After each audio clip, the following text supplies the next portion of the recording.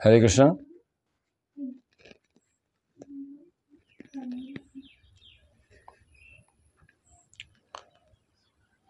তো ভগৱান সৰি কংস তেতিয়াহ'লে কি হ'ল? কংসই ভনীয়েকক কৈ আছে যে তোমাৰ কিবা হ'লে মই আছোঁ। তো এইবিলাক হৈছে ইতিহাস। বৰ্তমান সমাজত এই মাক দেউতাকে যিখিনি উপদেশ দিছে সেইখিনি ঠিক নে কংসই যিখিনি কৈছে সেইখিনি ঠিক? এতিয়া যদি কংসৰ টিমতে বেছি আছে। ছোৱালী যদি কিবা যদি অসুবিধা হৈছে, আগৰ দিনত দেখিছিলোঁ যদি কিবা অসুবিধা হয় ঘৰৰ মানুহক গৈ পিনে আকৌ বুজাই মেলি গৈ থৈ আহে। আৰু এতিয়া কি হৈছে? এনেকুৱা কৰিছে, কোৰ্ট কেছ দি দে, মানহানি কেছ দি দে, ডিভোৰ্চ দি দে, এই কৰ সেই কৰ। সেইটো কোন মত? এইটো কাৰ শিক্ষা? এইটো কংসৰ শিক্ষা নহয়। এতিয়া কংসৰ ৰাজ্যই চলি আছে। তেতিয়াহ'লে আগৰ দিনত তেনেকুৱা নেদেখিছিল। কিবা অশান্তি হয় সংসাৰত, ঘৰৰ মানুহে চবেই গাঁৱৰ মানুহ গৈ পিনে বুজাই মেলি থৈ আহে যে এটা ঠিক আছে আপোনালোকে এডজাষ্ট কৰি চলিব আৰু দেই, এনেকুৱা হ'বই আৰু সংসাৰত যেতিয়া থাকিব অলপ চব এনেকুৱা থাকেই, খুট টু মেমে হ'ব। তেতিয়া কিন্তু এনেকুৱা চবকে মিলাই ৰাখিব লাগিছে। এতিয়া কি হৈছে? তাক বাদ দি দে, তই মই বেলেগ বিয়া দি দিম, তোৰ বেলেগ এটা চাই পিনে। কোনো যেন এইবিলাক কোনো হেৰিয়েই নহয় আৰু এতিয়া মানে বিয়া ভাঙি গ'লেও বেলেগৰ লগত আকৌ বিন্দাছ। এইটো হৈছে, এইটো যথাৰ্থ নহয়।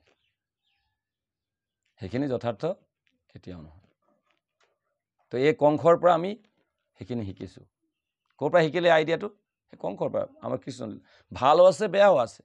মহাভাৰত ৰামায়ণত দুটা দিশেই দেখা আছে, ভাল ছাইড এটা আছে, বেয়া ছাইড এটা। তুমি কোনটো ল'বা?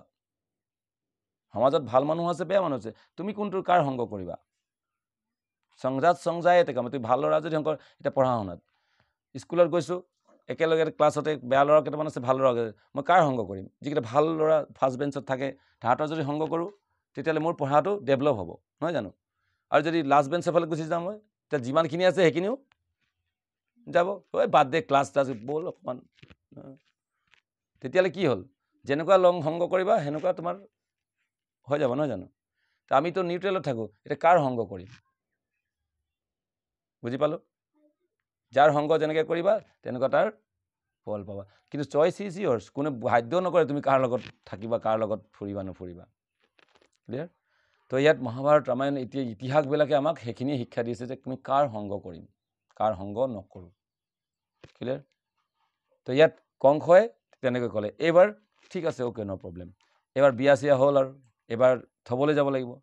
ছোৱালী ঘৰৰ মানুহেতো থ'বলৈ যায় ন, যুগনীয়া বুলি কয়, নে কি কয়? যুগনীয়া বুলি নকয় জানো? যুগনীয়া। তো যোগাবলৈ যাওঁ আমি, বেছিকৈ ককাইক যায়, ককাইক বা ঘৰৰ কোনোবা মমাইকৰ পুতেক টমাইকৰ কোনোবাই থ'বলৈ যায়। আমি বহুতৰ ঘৰত গৈছোঁ। চব কিবা কয় বস্তু বাহিনী চব যৌতুকৰ বস্তুবিলাক লৈ যে থৈ আহিব লাগিব তাত ধুনীয়াকৈ, নিয়ম আছে, সকলোৱে জানে নিশ্চয়। তো কংসই কৈছে নহয়, মই স্বয়ং যাম। আৰু স্বয়ং মানে গাড়ীখনো মই চলাম, মানে ভণ্টিক অকণমান কষ্ট হ'বলৈ নিদিওঁ। তো মহাভাৰতত দেখুৱাইছে কৃষ্ণলীলা তেনেকুৱাকৈ দেখুৱাইছে। তো ভৰিটো মানে মাটিত থ'বলৈ হাত পাতি দিছে, এনেকুৱা দেখুৱাইছে তাত। দেৱকীক ইমানেই ভাল পায়, মানে একদম উঠিবৰ কাৰণে ইমান সহায় কৰিছে, ইমান মানে জান প্ৰাণ মানে তাৰ। ইয়াত এটা কথা আমি দেখিবলৈ পাম, তোমাৰ ভাল পোৱা তাৰপিছত অলপ পিছত গম পাম যে তাৰ ভাল পোৱা কিমান ভাল পোৱা আছে। ঠিক আছে, গৈ আছে ৰথত, তেতিয়া গাড়ীত ৰথত গৈ আছে, হঠাৎ ক'ৰবাৰ পৰা এটা শব্দ আহিলে, আকাশবাণী বুলি কয় যিটো। ক'ৰবাৰ পৰা কোনোবাই ক'লে, থাৰ্ড পাৰ্টি, মানে মই আকাশবাণীটোক থাৰ্ড পাৰ্টি বুলি কওঁ।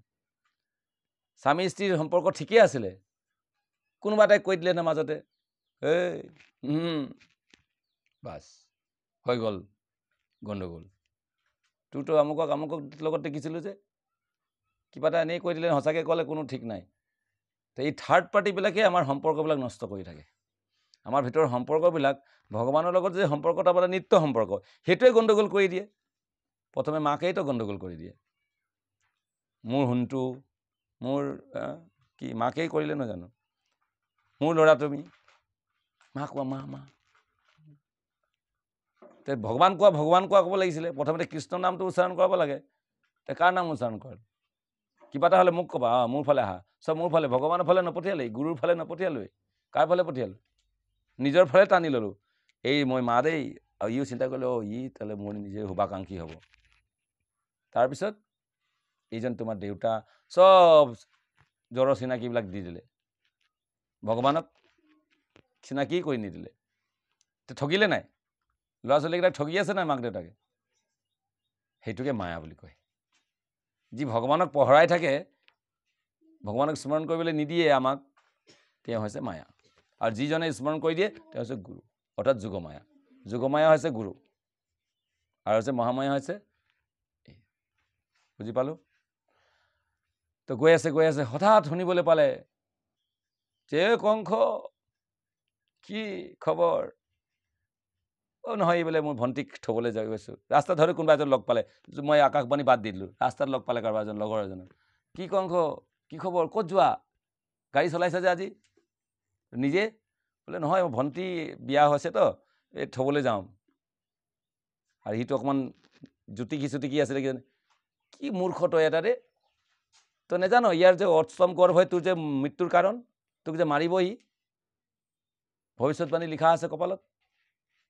ৰাস্তাত কোনোবা এজনে কৈ দিলে, কি হ'ব এবাৰ? কি হ'ব? তাৰ লগত যাম নে নিযাম? যদি কয় যে এই লগত যে ঘূৰি ফুৰিছা, তোমাৰ লগত যে ঘূৰি ফুৰিছে যে ল'ৰাটো, ফোনত কৈ দিলে তোমাৰ যে লগত যে ফুৰিবলৈ গৈছা লগত, ইয়ে কিন্তু তোমাৰ চব বদনাম কৰি আছে, ই তোমাক কিন্তু চান্স পালে মাৰিব, কিন্তু চব টকা পইচা লুট কৰিবৰ কাৰণে লগত আছে। যদি ফোনত যদি মোক কোনোবাই কৈ দিয়ে, ইনফৰমেশ্যনটো দি দিয়ে, তেতিয়া কি হ'ব? তাৰ লগত থাকিম নি?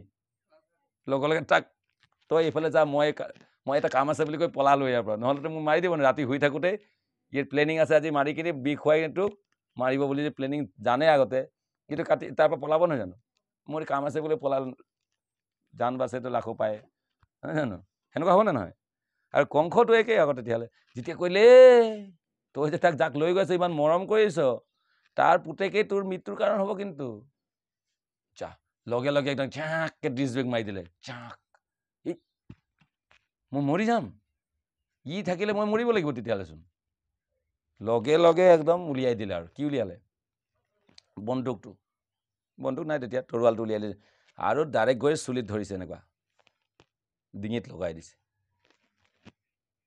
মাৰ ডিঙি। কেলে? এতিয়া কৈছে, অলপ আগতে যে কৈছিলে একেবাৰে জান দেখি মই তোৰ, তুমি মোৰ জান, তুমি মোৰ মন, আৰু কি কি যে কৈছিলে নহয়, তোমাৰ অবিহনে মোৰ একো নাই। আৰু এতিয়া মাৰামাৰি কৈছে কেলে তেতিয়াহ'লে? যেতিয়া ভাল পাইছিলে যে, তেতিয়া প্ৰেম কৰিছিলে, তেতিয়াতো কৈছিলা তোমাক মূৰত ওপৰত ৰাখিম, এতিয়া মূৰত কি মৰিয়া মৰি কৈছা যে, এতিয়া কি হ'ল কেছটো? চব ধান্দা, চবৰে ধান্দা আছে। যেতিয়ালৈকে স্বাৰ্থ পূৰণ হ'ব তেতিয়াহ'লে খুব ভাল, আৰু যদি ই স্বাৰ্থত যদি আঘাত কৰিছে, হয় নহয়? ইমান দিন মৰম চৰম ঠিকে আছিলে, এতিয়া দেখি ই থাকিলে মোৰ বিপদ হ'ব, ই মোৰ প্ৰাণ হানি কৰিব পাৰে, ইয়াক তেতিয়াহ'লে মাৰি পেলাই লৈ গ'ল।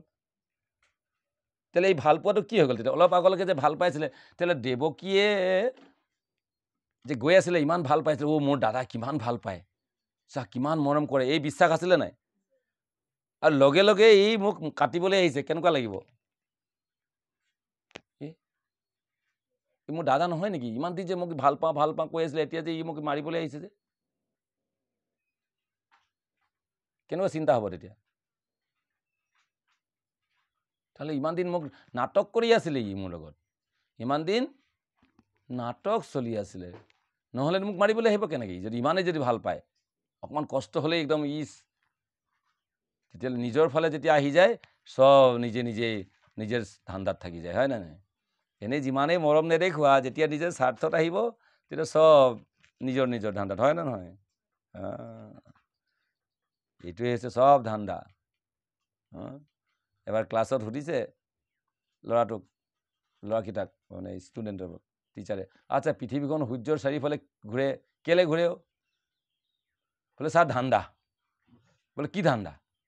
বোলে চবেই ধান্দাত ঘূৰে। ছাৰ আপুনি স্কুললৈ আহিছে নাই? প্ৰতিদিন আহে, ধান্দা পইচা, নহ'লে এনেই আহিব নেকি? ময়ো আহিছোঁ কিবা এটা শিকিম বুলি, ধান্দা। মা দেউতাৰ পিছত ঘূৰে, দেউতা মাৰ পিছত ঘূৰে, চবেই ঘূৰি ফুৰে, ধান্দাতেইতো ঘূৰি ফুৰে। ৰাতিপুৱা চৰাইজনী উৰিছে, ধান্দাত যোৱা নাই? ক'ত খাবলৈ পাম, ক'ত শুবলৈ পাম, ক'ত কি কৰিব পাম, চবেইতো নিজে ধান্দাত ঘূৰি ফুৰিছে। ই পৃথিৱীও কিজানি ধান্দাতেই ঘূৰিছে। লজিকটো ঠিকে আছে, ঠিক, একদম পাৰফেক্ট উত্তৰ দিছোঁ, প্ৰেক্টিকেল উত্তৰ। তো চবেই ধান্দাতে ঘূৰিছে তেতিয়াহ'লে, হয় নে নহয়? তাহলে কংসই নিজে ধান্দাত আছিলে, যেতিয়া ধান্দা এইফালে পূৰ্ণ নহ'ব, ইয়াৰ পৰা মোৰ মৃত্যুৰ হ'ব, এতিয়া ক্ষতি হ'ব, লগে লগে মাৰি দিলে। কেলে এনেকৈ হ'ল?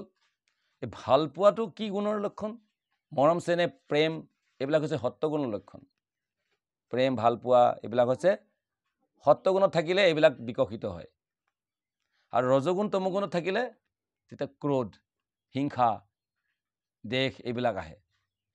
আমি আনক প্ৰতি হিংসা কৰোঁ। কাম ক্ৰোধ লোভ মোহ এইবিলাক কিহৰ লক্ষণ? ৰজগুণ আৰু তমগুণৰ লক্ষণ। হিংসাটো হৈছে তমগুণৰ লক্ষণ। মানে ৰজগুণ একদম শেষ পৰ্যায়তে মানে একদম ই হিতাহিত জ্ঞান হেৰুৱাই পেলাই আৰু যি টি কৰি দিব ই। তেতিয়া ই যে ভনীয়েক যদি কাটি পেলালে যে কি হ'ব সেইবোৰ মতলব নাই। মানে তমগুণ একেবাৰে মই জীয়াই থাকিব লাগিব, বাকী চব মৰি যাক যি হৈ থাক, এইটো কোনো মতলব নাই। সেইটো তমগুণ। তো এই সত্যগুণতে গৈ আছে।